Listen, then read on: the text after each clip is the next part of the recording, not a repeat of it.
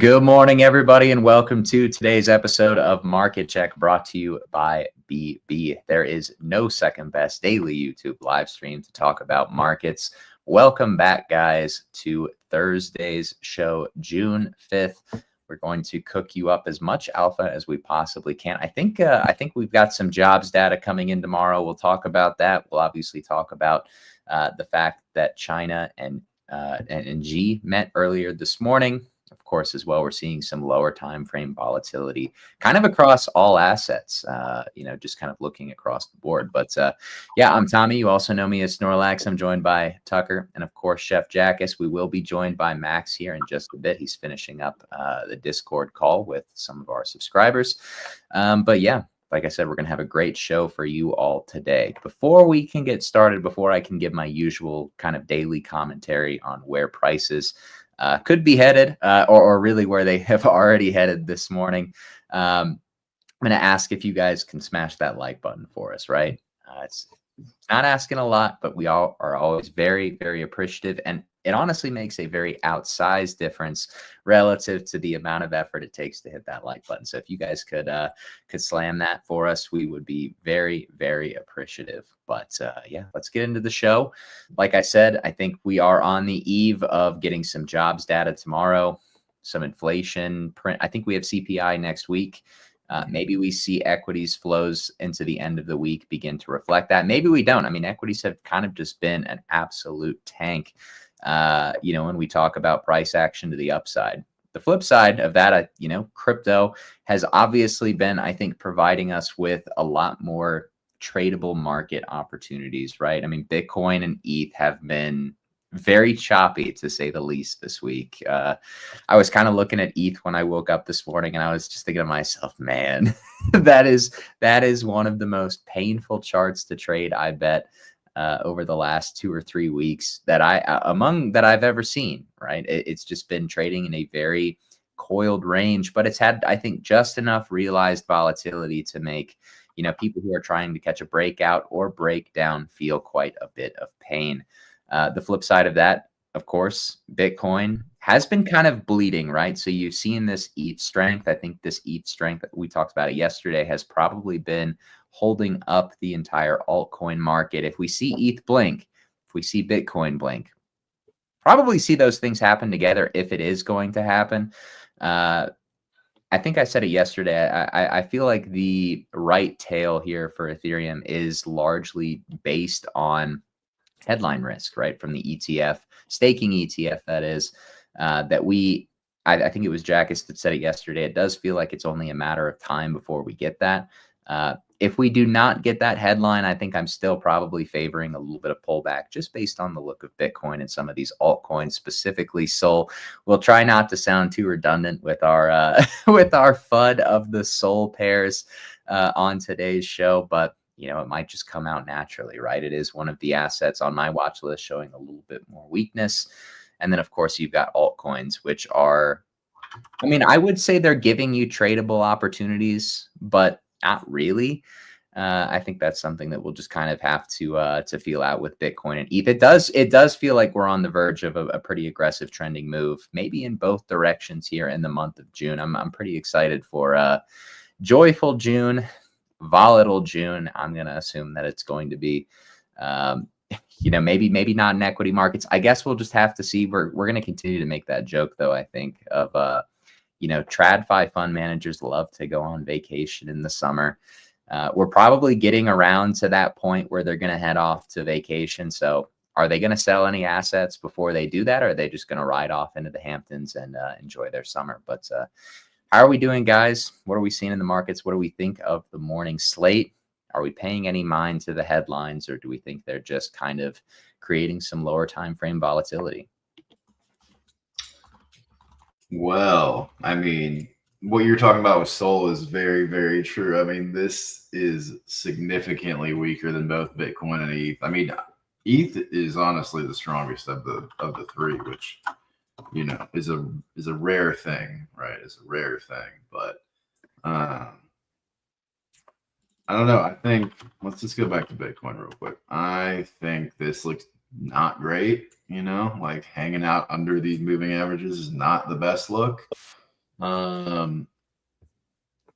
You know, we pulled the volume profile yesterday. If you kind of lose like 103s, I don't think you stop at running these lows. You know, I think you probably fill in all this and then probably have to range for a little bit longer, maybe.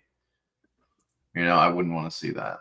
So I would want us to go from here. And here's the volume profile we were talking about, right? Like you lose, right, 103.8, basically call it this low, 103. I think you see like 96, you know, this is air basically. So that's kind of where I'm at with Bitcoin. Like, and these can be, you know, good setups, right? Where it's like, you know what, if you lose the low, you're cooked, you know, whatever, something like that. But yeah, I think we'll know by the weekend what we're gonna do. But again, what I really don't want to see is like is this kind of, you know, we've talked about this before, like these are the moving averages. This is price. You just kind of dribble, and then drop, right? Like the best. Tucker, I just clocked that Bitcoin has been in a sub 3% range throughout this entire week. Yeah, this is what I don't want to see. This is what I don't want to see. You know, this and then just, you know. So can you put BB bands on the chart maybe, Tucker? Oh, I bet it's coiling. Well, I mean, what we often see with these when they are, I don't know what they're going to look like, but I feel like when they get super pinched, we get the fake out and then the true trending move, right? True. Oh, this is amazing, Finn, by the way. Welcome live. Welcome. What time is it in Australia? I think it's night, isn't it? Should be like, I'm not sure what's the time difference, but I think it's it should be like maybe, you know, midnight, 1 a.m. or something. I mean, I bet on like the dailies.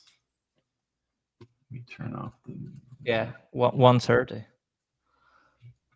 1:30. Oh, in the morning. 1:30 a.m. Yeah, for Australians. Well, that is amazing. Thanks for staying up so late to watch us and enjoy it, Finn. I mean, what do you think of the Bollinger Bands? I mean, obviously, every time you No, I wanted to go on a more lower time frame. Yeah. Just so we can compare the two. Man. Yeah, that's coiled. Very squeezed situation. Like with that other one. Yeah. Which one? The one where we had this one. This. In February, yeah. Yeah. I mean, this was coiled for, you know, a full month almost, 3 weeks. My man. What kind of beer are you drinking?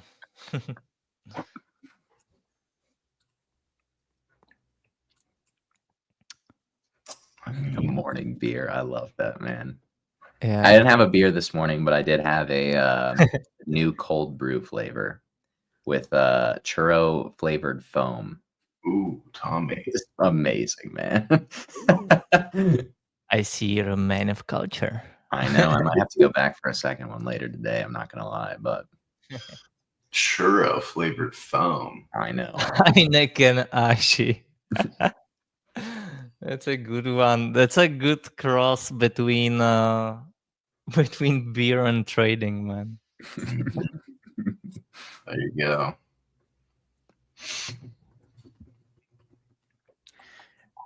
I feel like this is going to give a fake out to the downside and then just rip so hard to the upside. Like I do think in general, the market has shown a very resilient bid and we've just kind of stair-stepped lower.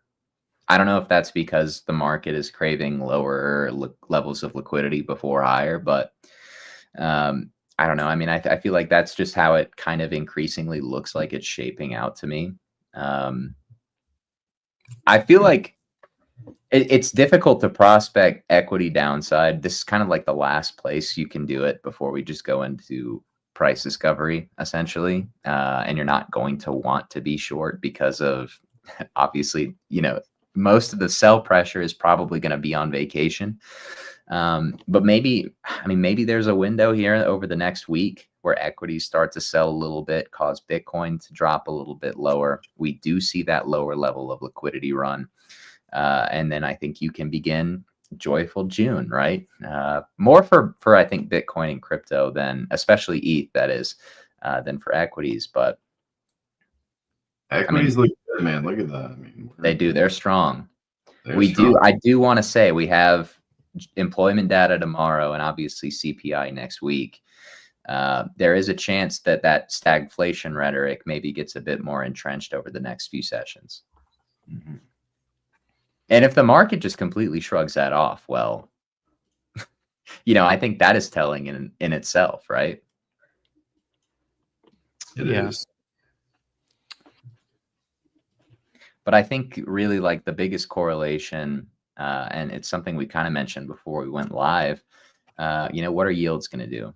I know everybody loves to talk about long end yields, right? But if we do see yields finally give that move up, for one, I do think that is likely to it's something that we've talked about, Jack, is like create that stimulus for the market, because eventually they're probably going to have to do something similar to what they did in October 2023. It might look different, but functionally they're going to have to get long end yields lower.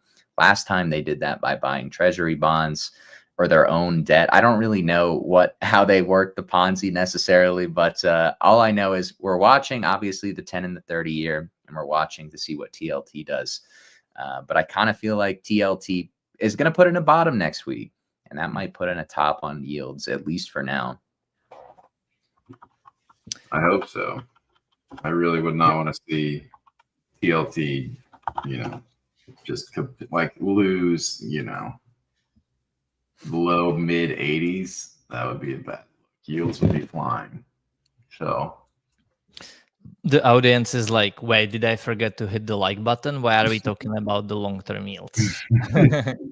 But yeah, it's really the key for the markets to keep pumping, right? Because I think if that TLT were to drop much lower, it would be shorter term bearish, and then like very shorter term, and then very longer term bullish. You would be looking for 2020-21 style of market pump, which is what everyone wants. Yes, but I just don't understand it. You wouldn't get it,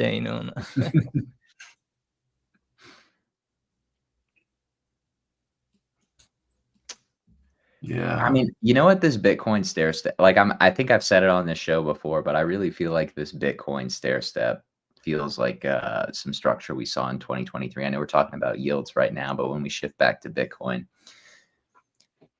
if I don't even want to draw the comparison because people are going to call me a doomer, but this walk down that we've had on Bitcoin, well, altcoins are just bleeding, but you have Bitcoin and ETH doing this hellish chop at the same time. Just it reminds me so much of March 2023. And I think the end result is going to be the exact same, where you're going to get some sort of capitulation. I mean, maybe it's not even a capitulation move, right? Maybe it's just a move. What would you define as a capitulation move for Bitcoin these days? No, I think we're before that. I think we're getting ready for that last move down before you get a big rip on Bitcoin. And I think when Bitcoin is eventually going to probably settle near 120K and ETH will take the reins. That's increasingly how I am seeing it play out in my head. Do you hear that, guys? That is the sound of inevitability. Well, what if you're here, and then you get what is it? Right? What 20, it's over. Just kidding, What is the cure to lonely male depression? A gigantic ETH reversal. It's true. I'm very bullish on ETH. The strength that it's shown has only, I think, reinforced that conviction for me. But did we say it on the show yesterday, or did we say it after we went off air? It's ETH for longs, SOL for shorts. that's like the overwhelming thematic of the way that I'm viewing the market right now. Yeah, and playing it too. I'm not sure if we said it during or after, or we might have been saying it for like a week or so as well. But it's, or maybe that was during the VC call too. But it's how it is. I could see this looking similar to how ETH looks right now. It does look pretty similar. Yeah. It wouldn't really bode well for my ETH outperformance narrative necessarily, but You know, maybe. because I remember Bitcoin outperformed ETH off that low. I don't even know where you'd say you were, but just some garbage chop after a big pump. That does look pretty similar. You know, it does, yeah. And then you've got like, I think, hypothetically speaking, again, the drop is still on my cards still now for a larger probability. But if ETH were to pump from here, I don't think we would be going below the current lows ever. I think we might never see 1800 ETH ever again. I'm sure 1800. Nah, yeah. I hope not at this point. Yeah, I hope not. Big problems. I don't think we will ever see it during the next bear market.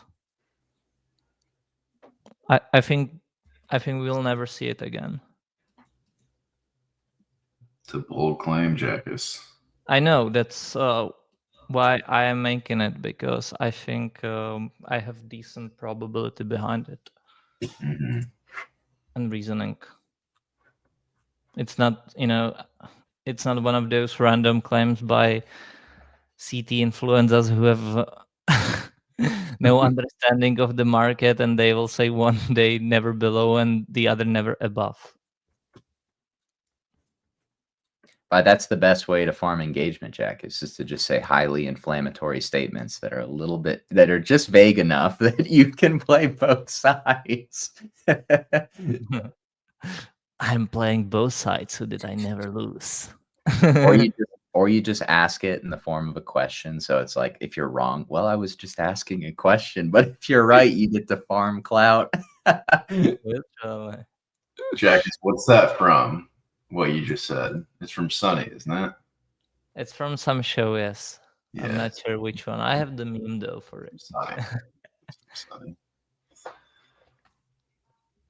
Man, what do you guys think about this? I think this looks very similar. You're telling me I get to catch 1,000-point ETH long? Yeah. Later this summer? That is joyful June.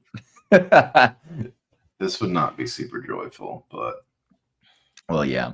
Well, I guess that would be like June 10th. Yeah, that'd be like a week, 5 days. You know what happened after that move ETH put in 2023 also, right? Garbage. On-chain went ballistic. Oh, yeah. PEPE came out right after that candle. That's true. I actually think PEPE spawned up like when ETH was around maybe 1,800. Yeah, it was up here. It's like mid-April. God, good times. What's it going to be this time? My bags. My bags. Hashtag my bags. I think as well we can look at market leaders for signal. Fartcoin and Hyperliquid. What are they signaling right now? I mean, Hyperliquid to me looks like it wants upper 20s. This looks a little bit like a lower high.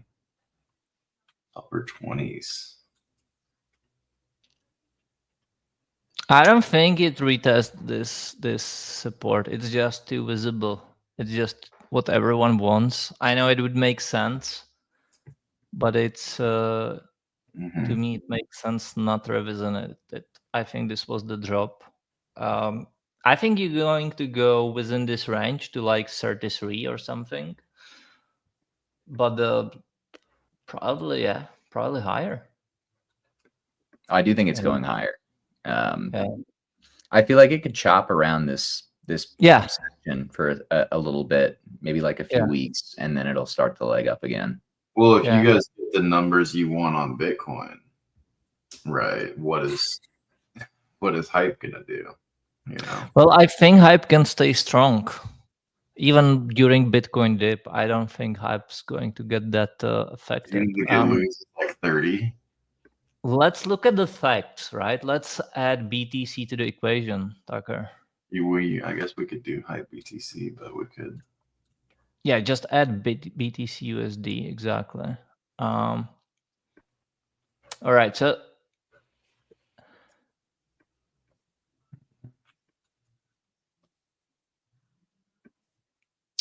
What? I do know. I mean, I'm sure you guys have already picked up on it, but like every lower time frame dip, Hyperliquid gets bought back up so quickly. Yeah. Just generally speaking, and a lot of that is user demand. I think most of it is probably just traders lose money on Hyperliquid. They have more money to buy their token, and it's just kind of like it's kind of a great Ponzi in that regard, but.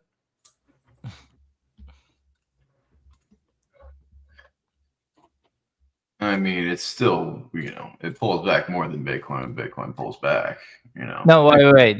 This isn't the right way to do it, because obviously hype is going to pull back more in terms of percentage because it's way lower market cap. But Yeah. you need to look at the structure, and you can see that hype isn't trading where BTC was mid-May, right? Yeah, it would be like down here, yeah. Yeah. So hype would have to be trading around 24 or something like that, 25, where to be on par with BTC, right? Yeah, I still think it would be a lot of strength that you'd have to show if Bitcoin were to do this and you were to hold that. I think that's the case. I think that is going to be the case. That would be impressive if they could do that. Yeah, I think they will. I think hype is really strong, and I also think there's a fundamental reason to it. Yes. Mm-hmm. But I would wait probably, before longing hype for this drop, maybe.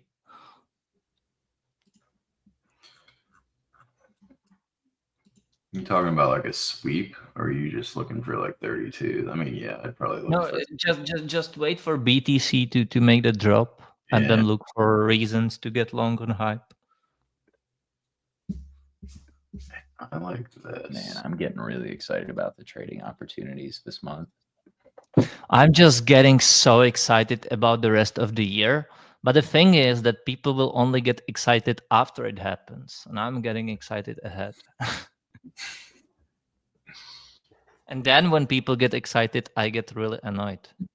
But because I know the contrarian. The contrarian in me, yes.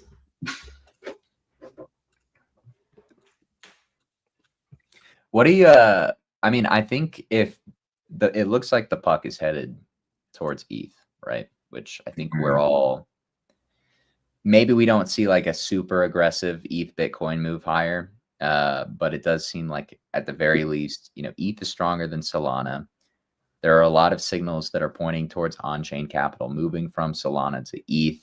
What are some ETH betas that we're looking at, obviously, to be able to capitalize on this as well? I know we've got some comments requesting. I think they want to look at some DeFi charts, maybe. Oh, I know your favorite is not all of them. Not all of them, obviously. Like we're not going to look at Sushi Swap, but let's actually look at Sushi, man. I haven't seen that one in like ages. Okay, we'll look at it for the lulz. Are people still using it? I mean, I'll always use Uniswap when I can instead of Sushi. Exactly. The UX for Sushi is awful. Mm-hmm. At least it has been for a while. Can you add Uni?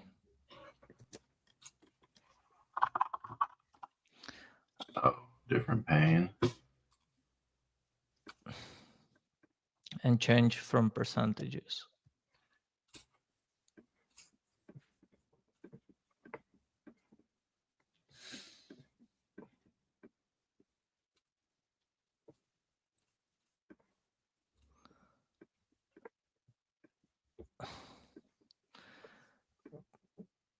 they are not that much different.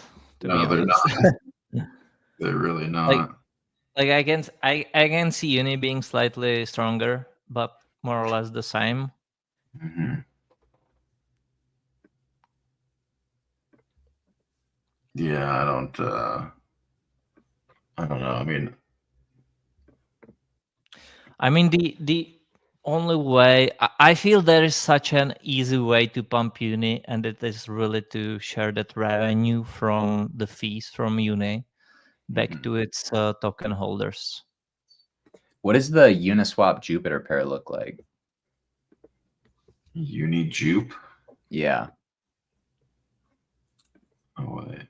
Because I feel like that's, if you're buying Jupiter, you're probably in the same group of people who would be buying Uniswap in theory.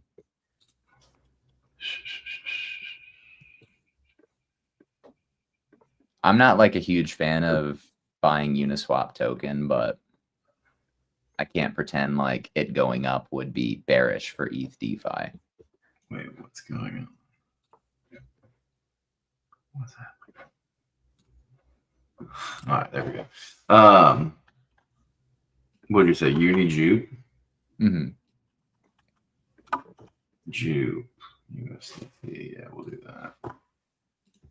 Okay. Well, let's ignore the wick. Uni Jupe.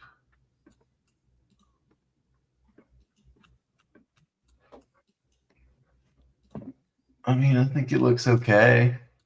Probably just going to keep oscillating, but I mean, Jupe is for sure a better product. It's not even close, but What's the market cap of Jupiter? I don't know. 3.5. I think Uniswap's probably close to like 10 or 11. Jupe's at what? Jupe's at 3. Well, the FDV for Jupiter is at 3.5. And Uni's at 11? I think so. The regular market cap for Jupiter is 1.5. Yeah. But FDV 3.5 and Uni's at 11. That's mispriced. I think that just shows you how insane 2021 was. Yeah. Jupiter or Uniswap went to like 20 or 30 billion dollar market cap circulating, and we didn't even bat an eye. I mean, people were buying it. Dude, CRO until 20 bill or something. God, it was the best of times. Well, they have inflated the world money supply by 40% in a single year, so it kind of makes sense too.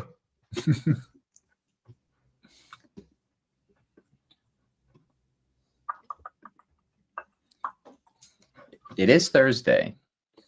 I feel like I am going to have to sound a little bit redundant and talk about our daily return profile. Wait, we're bullish Thursdays, right? Mm-mm. Oh, Thursdays are typically the highest ROI red days.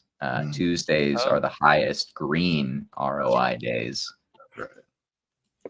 Well, the market is pretty red today, so I guess it fits. Well, it's Bitcoin. Down. Bitcoin's basically flat. Bitcoin doesn't want to leave this 3% weekly range. Yeah. Where's the week?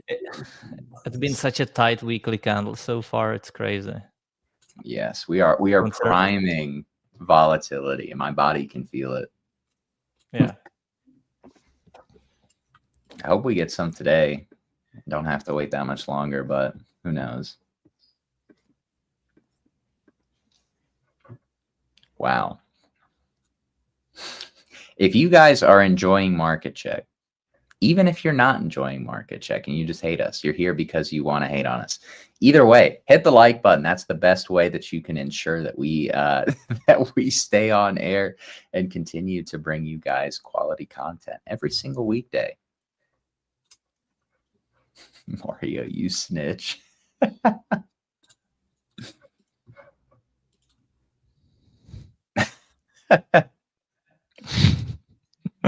Check this. I prefer not to speak. If I speak, I'm in big trouble.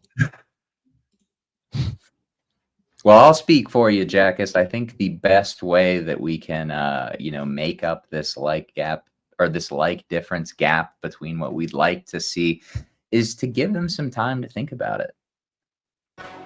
Tired of outdated trading tools, confused charts, dozens of tabs, endless stress? You're not alone. Introducing BB Terminal, your all-in-one command center for crypto trading. Track your portfolio, monitor the markets, stay ahead, all in one place. From chaos to clarity, from struggle to success.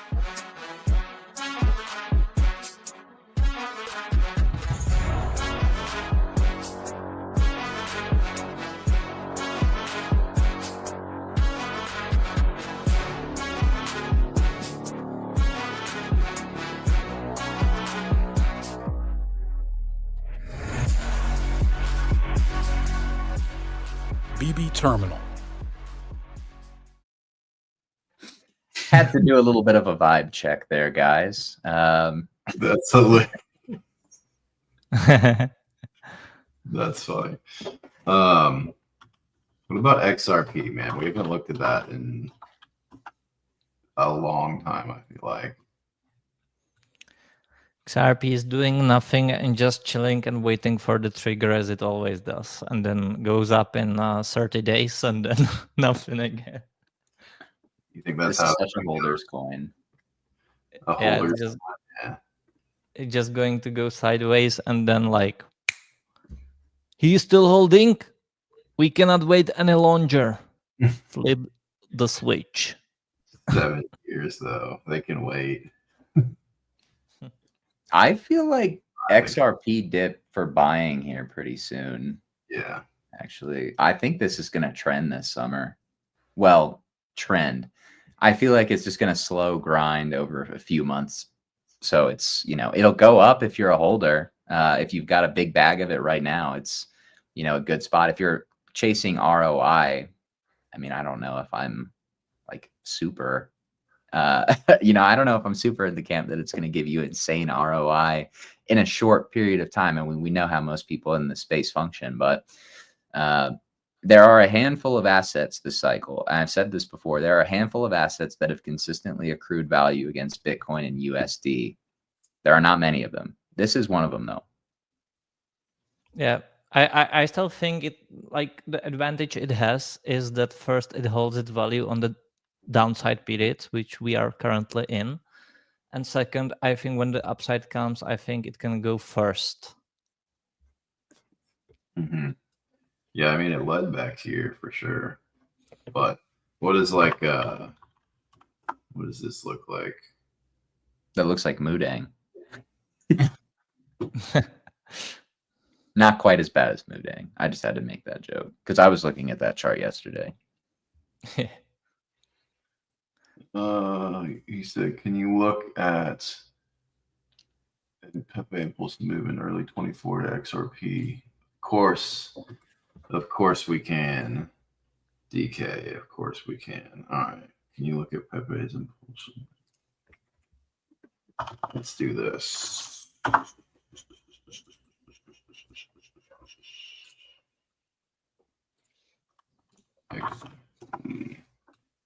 It's actually a good point he brought up. Maybe weekly. All right, there's XRP. Oh shoot. See what we're talking about. Maybe.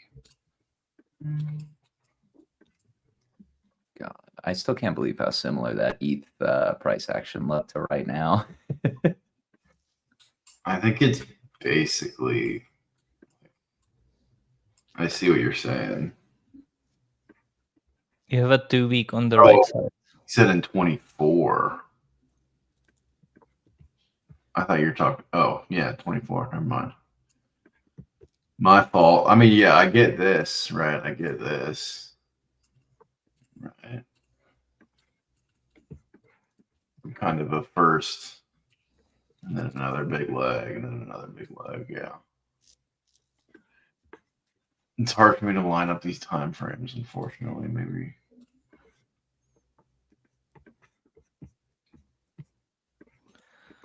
HNT.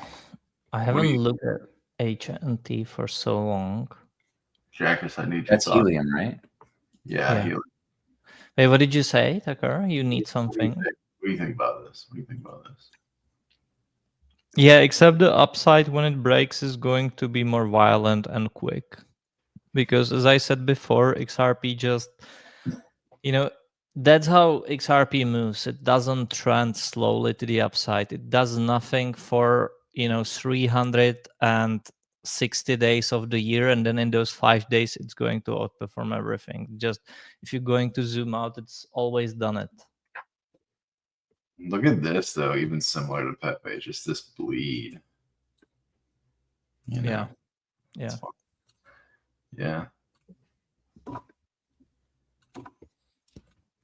I really think that I truly think the top for XRP is when it flips ETH in market cap. The top for XRP. Okay. What is the XRP market cap right now? 129 bill. ETH, are we like 400? 390. Oh, 313, my bad. The thing is that ETH market cap will keep on rising. So I would assume the longer it happens in the cycle, the better for XRP, but it can also, as I said, it can happen first. And I do not know. I cannot know which one will be first. So do you think XRP beats ETH to $1 trillion? Well, what could happen is that, maybe I could see a scenario in which ETH is breaking 4K, finally kind of getting like that risk on trigger, which is approximately 500 billion. Mm-hmm. And maybe at that point, it's like the trigger, right? XRP pumps to like 600 billion quickly and then does nothing for the rest of the cycle. That's kind of your flip. Or it can happen where it just kind of goes first here and pumps to like 400 bill and that's it. Or, it still keeps on ranging and ETH goes to like 1 trillion and then XRP pumps to 1 trillion later on. So the pump would be bigger and quicker. Mm-hmm. But later on, we'll see how exactly that plays out. But I think that would be the top for XRP whenever it flips ETH. Yeah, I could see that. I think they both look pretty good. They do. Like, I don't think XRP is gonna lose its.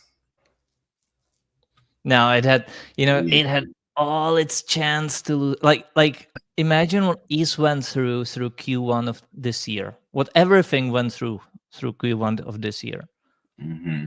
XRP had all the possible reason to break lower and it didn't. So, and it had an attempt in that early April, it tried to break lower and it got immediately bought back up and it was a deviation. So now it's just going to range for however long is possible for market makers to push that to the side and whales. But at some point, they'll say, we cannot wait any longer. Flip the switch.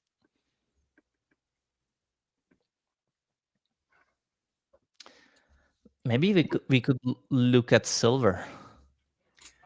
I saw somebody tweeting about it this morning and made me think of you, Jackus. Probably was me.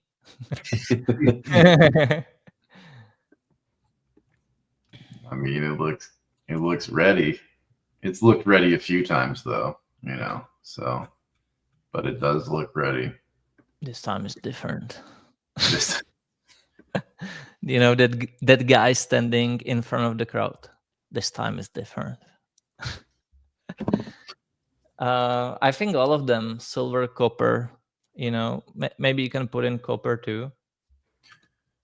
Yeah, hold on. He wanted some fibs. Have you drawn fit? You got fibs on these, I'm sure, Jackus, but 75, 120. Yeah. We can pull it over.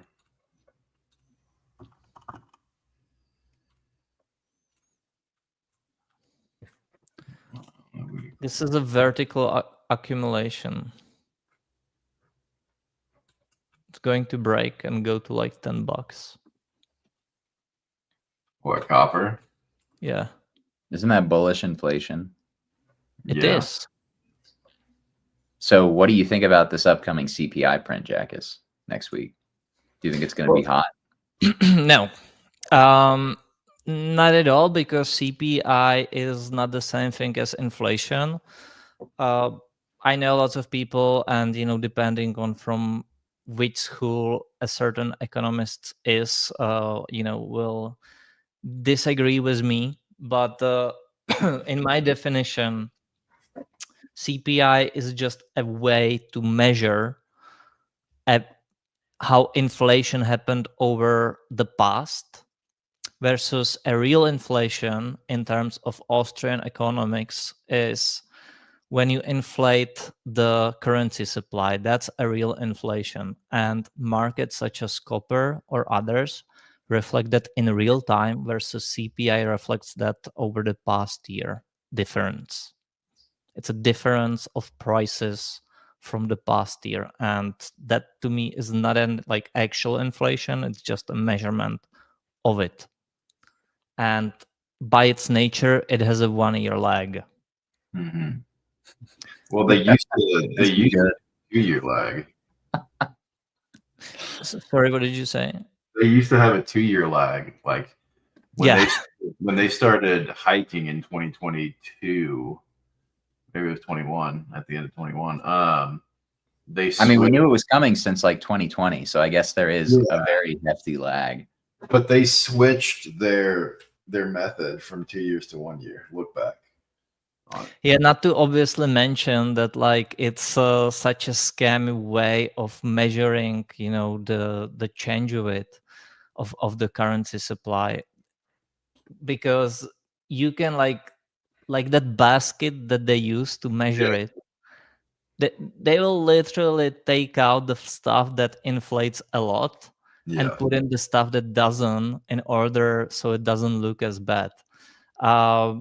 I find it crazy. Even some central bankers actually talk like that. It's not just like my interpretation. It's just like how it literally is. Mm-hmm. So yeah, the real like for example, Czech central, governor of Czech central bank will tell you literally as well. The way he views inflation is just the change in currency supply, what banks or central banks create, and or print. He actually used the word. So in that sense, I don't think the CPI is going to be bad yet, because if you're going to look at US oil, it's not that bad yet.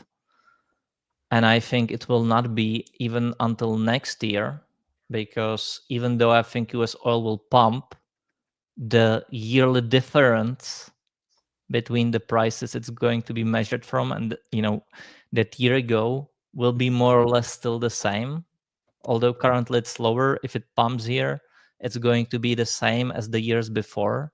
And it will only start to happen in the charts after. But the markets don't panic until CPI is big. But you can see it that CPI will be high in years advance. Do you think, I mean, I know you said markets only panic when CPI is high. What do you think that shelling point is going to be, before? Because I remember in 2022, it's kind of like we moved down or trended down as CPI got hotter. And at its hottest point, obviously that kind of bottomed the market. I remember that, that messed with a lot of people's minds. Do you think that because we could people still expect it's going to keep on growing? Mm-hmm. Do you think that there's a point where the market can go up along with inflation? You mean with rising CPI? Yeah.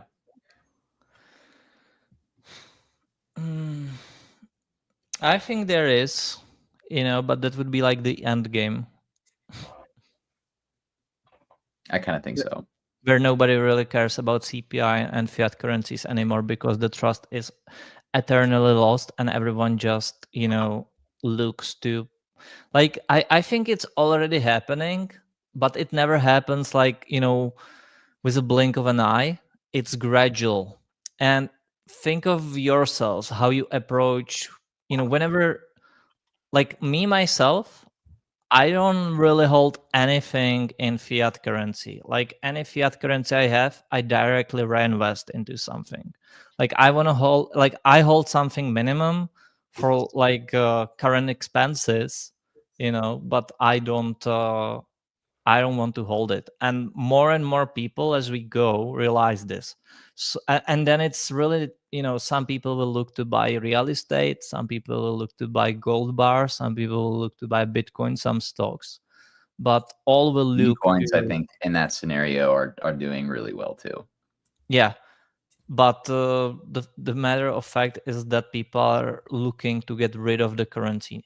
Yeah. And that's a big problem for fiat currency. So this is not something, again, that happens overnight. It's a gradual, but I see more and more people starting to realize this. And the current system simply forces everyone to be an investor, even people that don't want to be. And in the recent years, I've seen people approach me from real life being like, hey, I feel like I truly need to invest in something. Can you help me? Right. And this is just a growing number of people, and I think it's going to keep on happening. So I could see rising markets alongside rising CPI at some point, because there will be a paradigm shift in which people don't believe anymore in they wouldn't care, they would just look to buy something else with it. But Was there inflation into like the top of the tech bubble? I'm just kind of curious. I The Do we don't know know. off the top of our heads? Yeah, well, let me We can check. tech bubble. I mean, Yeah. yeah. So I guess it did go up into the top. Yeah. I mean, it went from 1.5 to 3.5, basically. Can you Well, put US, I think this is type the US optimist take.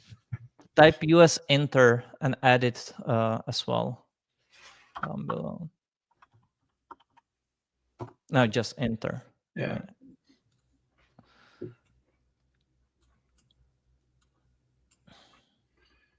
Okay.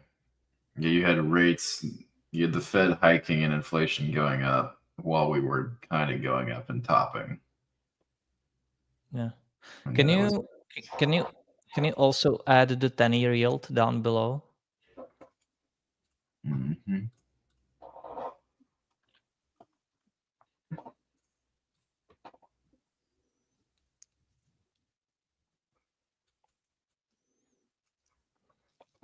Come on. There it is. Let's make it a line. We need to look at the .com.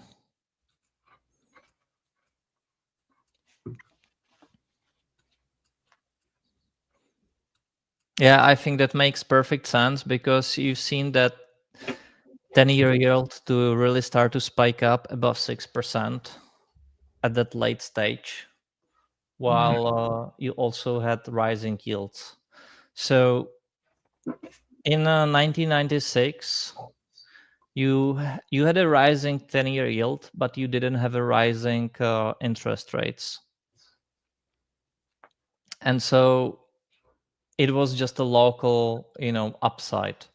But in that, leading to 2000, we also had rising 10-year alongside the interest rates. And whenever there is a big yield on the 10-year, it incentivizes people to stop or to start moving money from the stock market into a risk-free bonds. Mm-hmm. And given how everything was pumped, it just made sense to take profit and start moving them into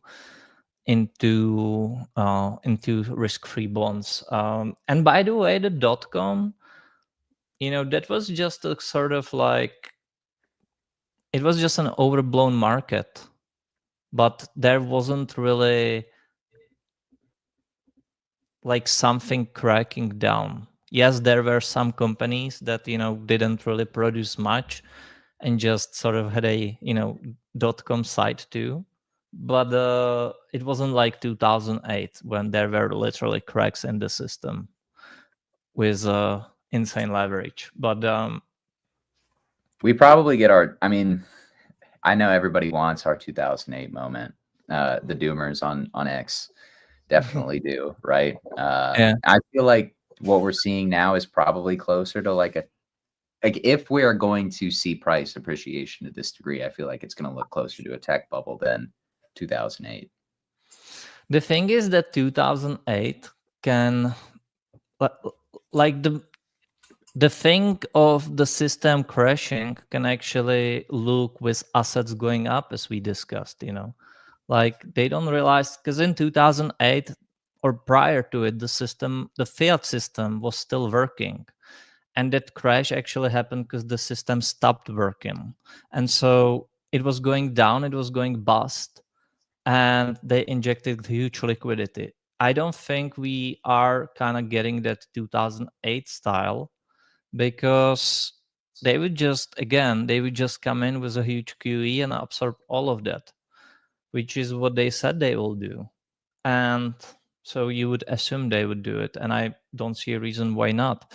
So that 2008 style of crash that the doomers look for could come, but it will not reflect with assets going down and deflating, but actually them printing even more and those assets inflating. And it will happen, as I said, where Well, if that happens, it's over. Like that. Yeah. I mean, what you're describing is like the end of fiat currency, at least the basically. dollar. So But- I'm but- personally not hoping for that outcome. Me neither. I think the market is, however, looking for a new form of world reserve currency, which can still be the dollar, but it needs to probably be backed by something. It seems to me that after the freeze of the funds of Russia after that invasion into Ukraine, when they froze the US dollars, it seems to me the world wants to have a commodity-backed currency again. Well, I mean, I'm not saying it's going to be Bitcoin.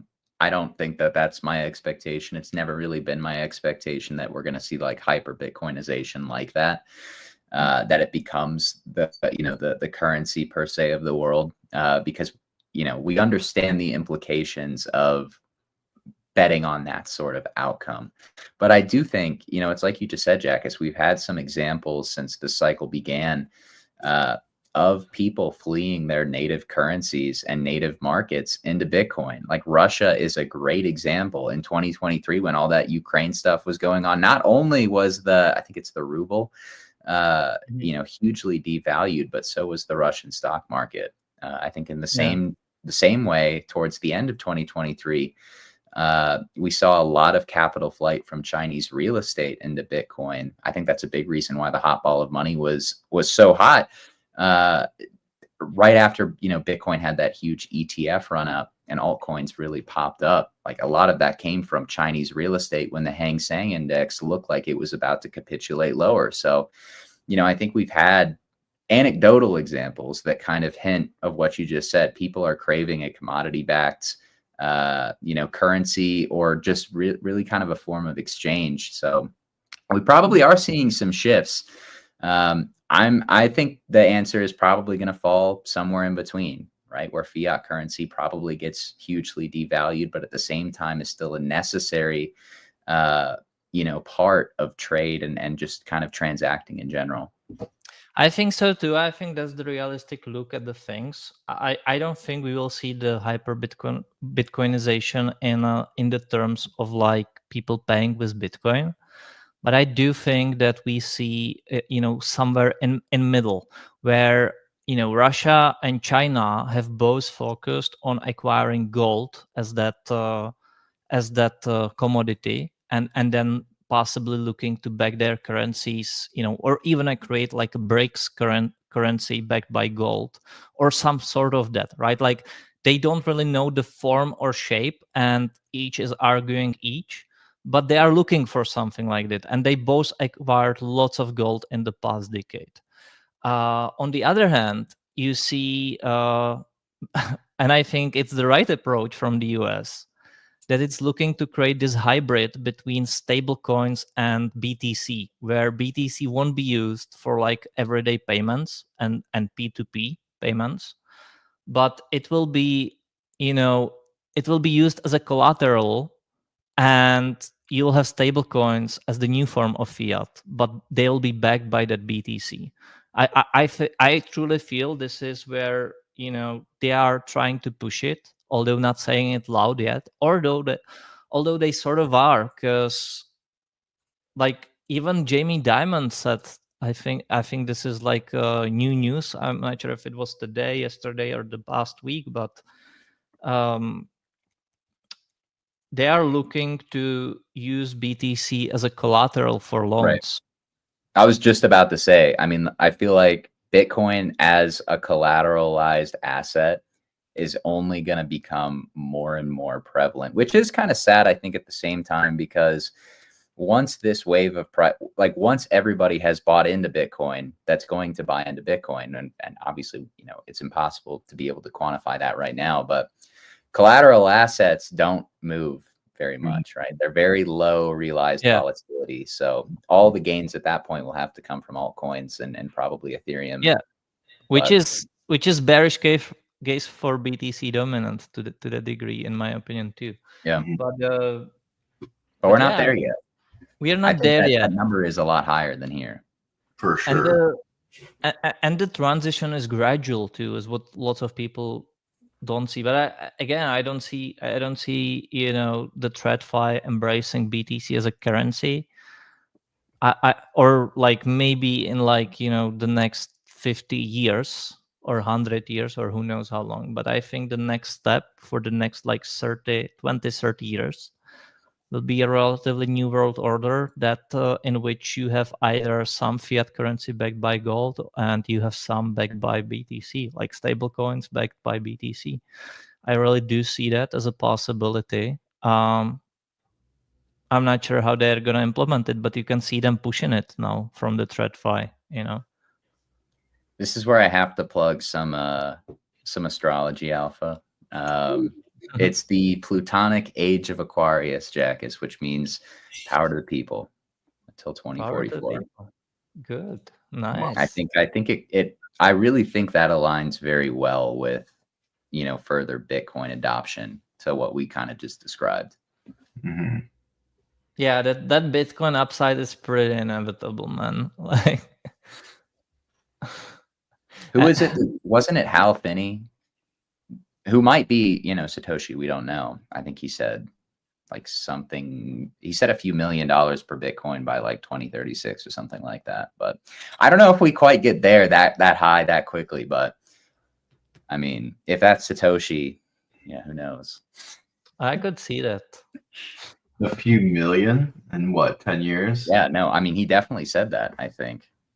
I mean that's less than 1,000% from here. Know, but I'm saying if that happens, then what does it matter, right? Like fiat is probably worthless at that point. Don't you think? Maybe. I mean, it might be. Wait, let's try to do a simple calculation. Put on BTC market cap right now. Yeah, he said 10 million in 10 million. 10 million might be a bit too much, yeah. See when he said that by. But add 1,000%, right? To this. Add 1,000%. I guess he didn't give a date, but he gave a price target.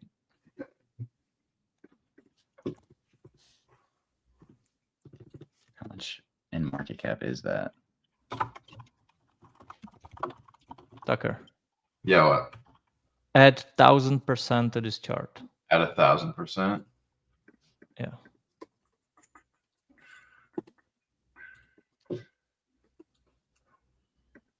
Oh boy.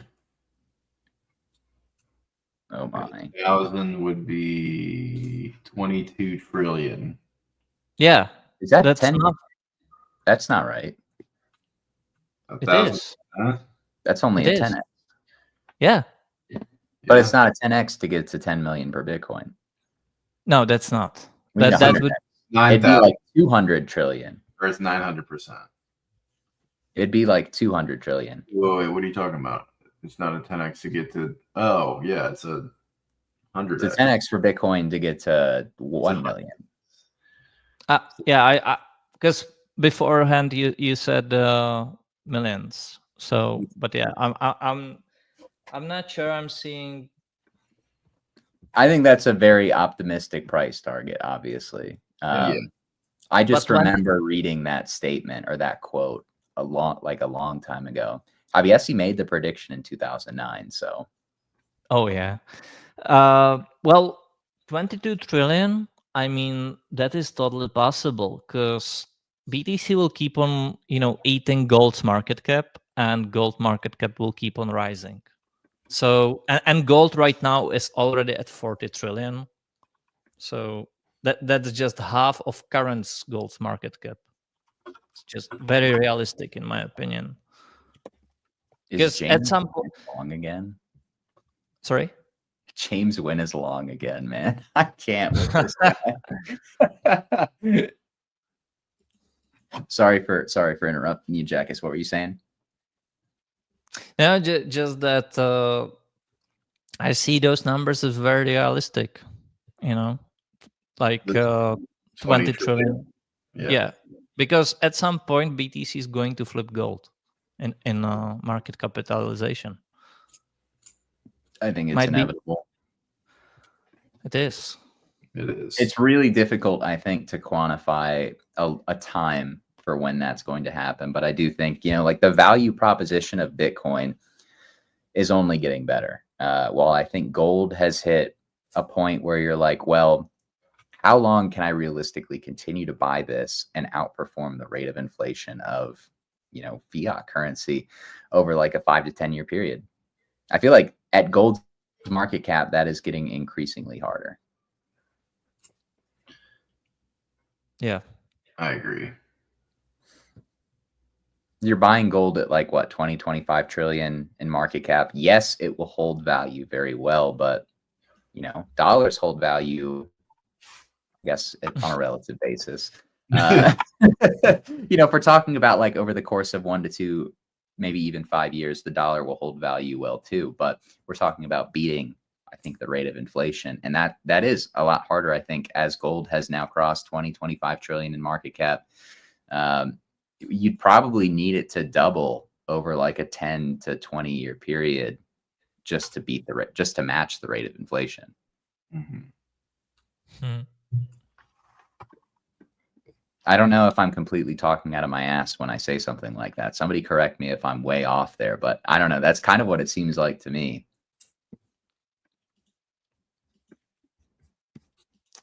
No, it does. He's long with a liquidation at 103.86.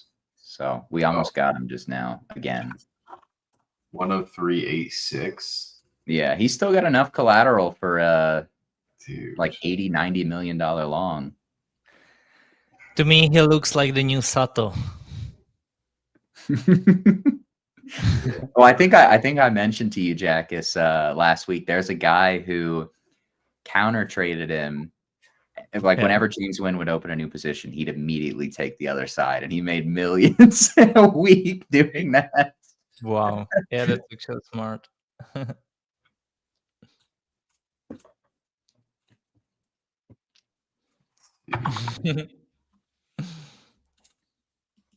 He flipped short one time, didn't he, James Wynn? He did, and price immediately squeezed up. He did it on a weekend. You don't, because I think he went from like $1 billion long to almost $1 billion short into a Friday close when there's going to be no liquidity. What are you thinking? He might get liquidated live on stream again. Yeah. Are there any other tickers or names that you guys want to take a look at before we it feels like a Friday. Do you guys relate to that? Yeah, I do. And that's because of the boring ass range we had this whole week so far. And I think Adrian also, paints it really well. And most people didn't know it, but the max pain isn't going down all the time. It's just this kind of range. That waiting for it. That's the max pain. Like prices will slowly move up, and you will not enjoy it.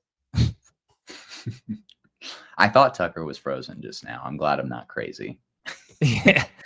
Listen, that's how we oftentimes feel about you, Tommy. Well, my Starlink did get delivered. I think if it's a satellite, I can't put it up, so we're gonna have to figure out another problem in relationship to my internet connection. But if I can put it up anywhere that's not like a roof, comments, let me know. It's going up this weekend, so I'm rugging again. Is that true, Jackus? Am I rugging right now? It's still like very good compared to what it used to be. So only the screen froze and your voice was relatively normal. So I'll take that. It's way better than when you entirely froze for like 10 seconds and then you continued and we felt like bad telling you that we missed part of it for you to repeat it. But Yesterday was funny because I thought it was my internet. In hindsight, it was just Discord acting up, but I was doing the afternoon call on our stages for the Discord subscribers, and I was just yapping, and I hadn't checked the comments in a really long time. And I'm scrolling through the comments, and I didn't even realize I'm like 10 or 15 minutes behind. And I don't even realize that nobody can hear me. Like half the stage can't even hear me, and I'm still just like, I put out this fantastic cook sesh, lots of alpha. Oh, it was so good. It was so good. And then I checked the comments, and they're like, yeah, we can't hear you. And they're making fun of me. He's still going. Dedicated. But that's probably a good spot to be wrapping things up. I think we lost Tucker. Who knows how long before my internet gives. James Wynn on a cliff's edge once again. We've got employment data tomorrow. We'll have a great show for you guys tomorrow. But here's Tucker. Dude, I thought I saw you freeze, bro. He's back. That was so quick. That was whack, dude. It just whoa. I don't know. Just everything went black. Yeah. You came back just in time for the outro. Oh, okay, nice. Well, that is amazing. I'm glad you enjoyed it. I actually, when I was younger, at that city, Český Krumlov, I used to boat through the river Vltava, and there are tourists watching from the bridge, and there is, sorry, I do not know the English word, but it's like where you have a river, and then, there's like a fall, right? Like a waterfall, sort of. So you can take a boat and go through that waterfall. I'm not sure how it's pronounced, but the tourists can watch like how the people in the boat go down through the waterfall from the bridge, and it's pretty amazing. If you go there through the summer, through like July and August, which are the hottest months, and the city is really it was voted actually the most beautiful city in the world in Japan, and there is lots of tourists from Japan over there. So yeah, it's really nice.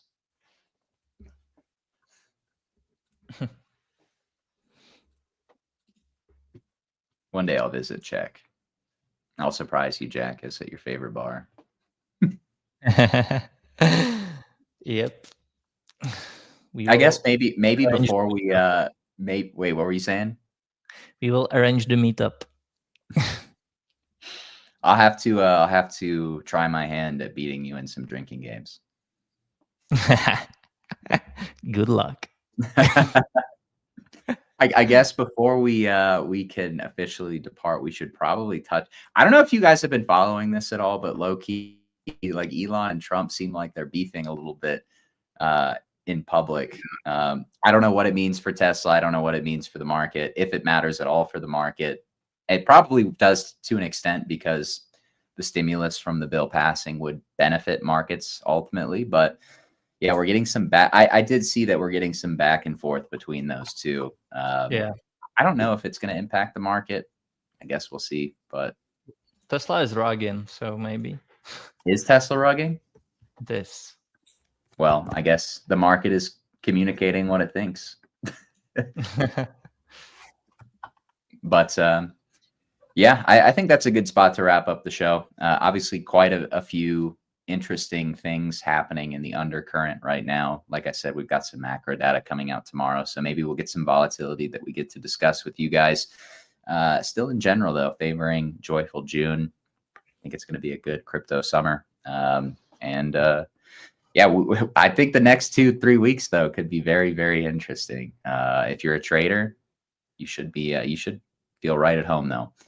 But yeah, we hope that you guys enjoyed Market Check today. Like I said, we'll be back for another episode tomorrow, 11:15 a.m. Eastern Standard Time. That is typically when we go live every weekday that the New York Stock Exchange is open. So make sure to tune in as well for Market Talk. It is not live this afternoon, but Monday, Tuesday, Wednesday, and Friday we host spaces through Because Bitcoin's X's account as well as King Wabi's account. He is the host, and he does a fantastic job with that show. So make sure to wrap up your day, especially I feel like in these conditions. I mean, who knows what sort of price action we get into close. Make sure to tune in to his show as well. But yeah, instead of doing a product show, just going to leave you guys, with a little snippet of, something that we are very, very proud of here at BB, something that we worked very hard on and will be your go-to tool for this cycle. I know I sound probably a little bit redundant saying that, but if you've used the product, I promise, you haven't been disappointed, right? If you haven't used the product, what are you waiting for, right? Because we have free portfolio tracking. We have tools for active traders, for long-term investors, and even on-chain participants to be able to conquer markets and get an edge over their competition. But yeah, without further ado, guys, I'm gonna play this snippet. We're gonna say goodbye, but we hope that you enjoyed the show. And of course, as always, guys, thanks again and stay safe. Every morning, coffee in hand, I open up the BB terminal. We built this platform to be your trusted companion, whether you're actively trading, investing for the long haul, or even dabbling in the degen space. Let's start with the BB portfolio. It integrates with over 60 blockchain networks and supports both wallet connections and manual entries, making it flexible enough for any trader. On the active page, you'll find advanced charting tools, complete with more than 21 custom scripts to give you deeper insights. Beneath that, our intuitive heat map helps you spot key support and resistance levels easily. But we know active trading isn't everyone's style, so we created the DCA page, equipped with over 35 thoughtful indicators. It's designed to assist you in making informed, strategic, and long-term investment decisions. We're genuinely proud of what we've created here at BB, and we continually strive to improve it every day.